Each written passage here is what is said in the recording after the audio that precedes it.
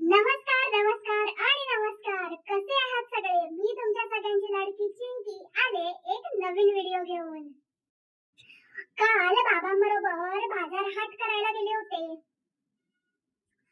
पण काय झालं, तेवढ्यात बाबांना काहीतरी काम निघालं. मग ते मला म्हणाले, आईने जी लिस्ट दिली आहे त्यातलं सगळं सामान तू घे, तुला मी पैसे देतो आणि ते सगळं सामान घेऊन तू डायरेक्ट घरी जा.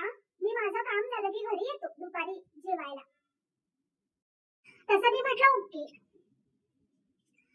कांदे, बटाटे आणि काही फळं घ्यायची होती. गेले मी कांदेवाल्याकडे.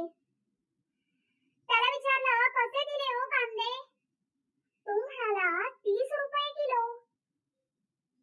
मी म्हटलं, बाप रे, एवढे महाग? तसं तो हसून म्हणाला, बरं ताई, तुम्हाला 100ला 2 किलो देतो. तसं मी त्याला म्हटलं, थांबा हा 1 मिनिट. माझ्या डोक्यात कॅल्क्युलेशन सुरू झालं. म्हटलं 30 दुणे 140. अरे चा, हा तर मला 2 किलो अतिशय स्वस्त देतोय. 100ला 2 किलो आणि 140 म्हणजे 40 रुपये फायद्यात आहे मी. लगेच मी 2 किलो कांदे घेऊन टाकले 100 रुपयाला. कांदे देता देता तो माझ्याकडे बघून हसत होता. मी मनात म्हटलं, ह्यात काय हसण्यासारखं? मी म्हटलं, अरे बापरे, आपलं कॅल्क्युलेशन चुकलं की काय? म्हणून मी परत एकदा उजळणी केली 30 दुण्याची. 140च येत होतं उत्तर माझं. मग मला वाटलं, हा, त्याच्याकडे कुणीच गिराईक नव्हतं ना आणि मी आले, त्यामुळे तो खुश झाला असणार बिचारा. मग मी विचार केला, आता कांदे ह्याच्याकडे घेतलेच आहे तर बटाटे ह्याच्याचकडे घेऊन टाकूया, नाही का? तेवढे स्वस्त पडतील मला. मग मी विचारलं त्यांना, काका, बटाटे कसे दिले किलो? ते म्हणाले, ताई 35 रुपये किलो आहेत बघा. मी म्हटलं, काय काका, कांदे घेतले की नाही तुमच्याकडनं, मग बटाट्याचा भावही थोडा कमी करून द्या की मला. तसं तो मला म्हणाला, ठीक आहे ताई, हे पण घ्या 100ला 2 किलो बटाटे. मी म्हटलं, जरा थांबा हं. मी विचार केला, पण काय झालं माहितीये का, आता 35 दुणे करायचे म्हणजे 35 ऑड संख्या ना, मला ते करता येणार. मग मी एक आयडिया केली. 30 दुणे 140 होते. 35 म्हणजे वरते 5 एक्स्ट्रा, नाही का? 35 म्हणजे 5 अधिक 5 10, 10 एक्स्ट्रा. मग 140 अधिक 10 150. 35 दुणे 150. मी म्हटलं, 50 रुपयांचा फायदा होतोय मला. बाप रे, घेऊन टाकूया लगेच बटाटे. मग मी लगेच त्याच्याकडनं बटाटे घेऊन टाकले. मनात विचार आला, आईला जेव्हा मी हे सांगेन इतके स्वस्त मला कांदे बटाटे मिळालेत, प्रचंड खुश होईल ती. शाबासकी मिळेलच, नाही का? तिथून पुढे गेल्यावर मला एक पपईवाला दिसला. सगळ्या पपईमध्ये एकच पपई मस्तपैकी मोठा, भरपूर पिकलेला आणि पिवळा धम्मक होता. मी म्हटलं, हाच घ्यायचा. तसं मी त्याला विचारलं, काका, कसा दिला पपई सांगा बरं? ते म्हणाले, 50ला ताई, कुठलाही घ्या. मी म्हटलं, तोच द्या, सगळ्यात मोठा आहे तो. तसा तो दुकानदार मला म्हणाला, ताई हा घेऊ नका, हा अतिशय पिकला आहे आणि आतमध्ये हे किडे असणार बघा ह्याच्या. मी म्हटलं, बहुतेक ह्याला तो पपई मला द्यायचा नाहीये. चांगला आहे ना, स्वतःच्या घरी घेऊन जायचं असेल. पण मी हट्टाला पेटले. म्हटलं, नाही, मला हाच पाहिजे.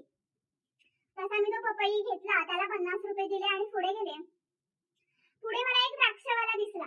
तो मला म्हणाला, हे जे द्राक्षांचे घड आहेत ते 60 रुपये किलो आणि ही जी सुटी आहे ती 30 रुपये किलो.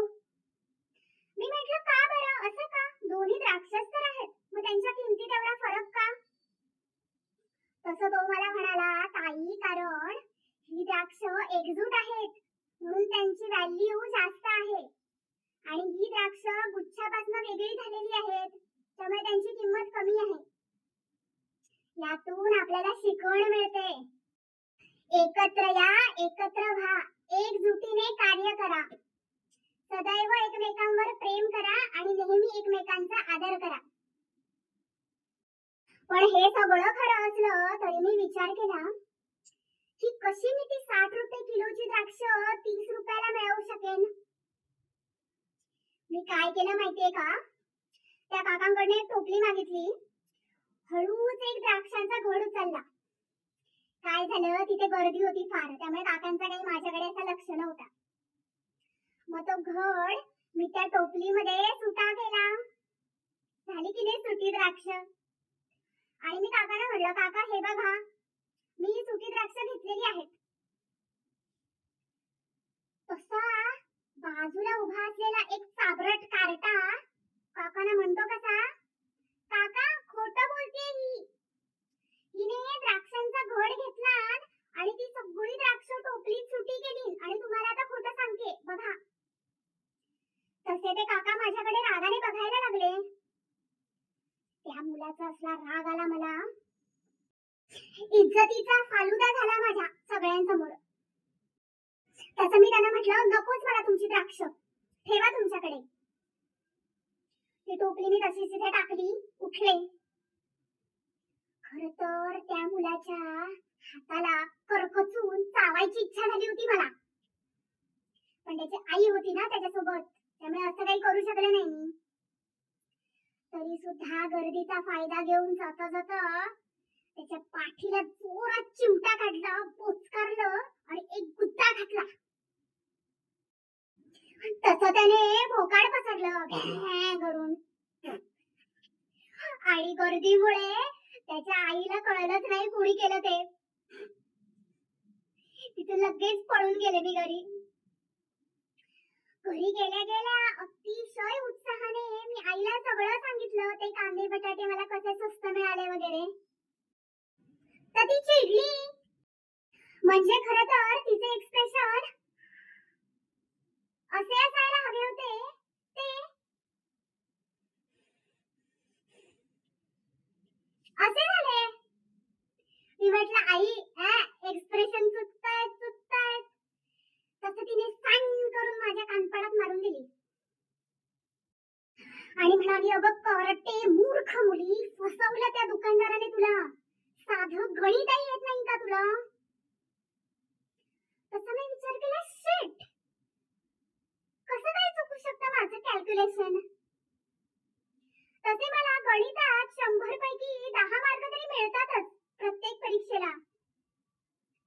एवढं साधं गणित कसं काय जमलं नाही मला. माझं कॅल्क्युलेशन कसं काय चुकलं ह्या विचारात मी मग्न असताना अजून 4 झणझणीत चाकट्या भयंकर वेगाने माझ्या पाठीवर बसल्या, चाक चाक करून. तशी मी वाहनावर आले. आई मला म्हणते, अगं मंद, मूर्ख, नालायक, नतद्रष्ट मुली, पपईत किडे आहेत किडे. तुला नीट बघून आणता येत नाही का कुठलीच गोष्ट. म्हटलं, तो दुकानदार मला सांगत होता हा घेऊ नको म्हणून, अति शहाणपणा करून मी तोच घेऊन आले. मग आईने विचारलं, आणि द्राक्ष कुठे आहेत. तसं मी तिला सगळं सांगितलं तिथे झालेला प्रकार. ती म्हणाली, लाज आण बाई, लाज आण आम्हाला 4 चौघात. तरी नशीब बाबा नव्हते तुझ्यासोबत, नाही तर बाजारात जायची सोय राहिली नसती आम्हाला पण.